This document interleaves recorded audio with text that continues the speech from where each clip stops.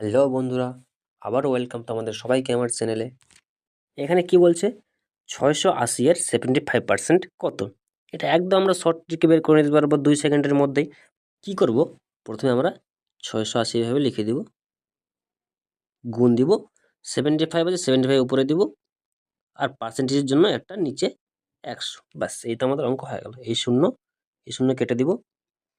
ঠিক আছে, 5 দিয়ে 10কে কাটলে 2 হয়, 5 দিয়ে 75কে কাটলে 15 হয়। এবার 2 দিয়ে 68কে কাটলে কত?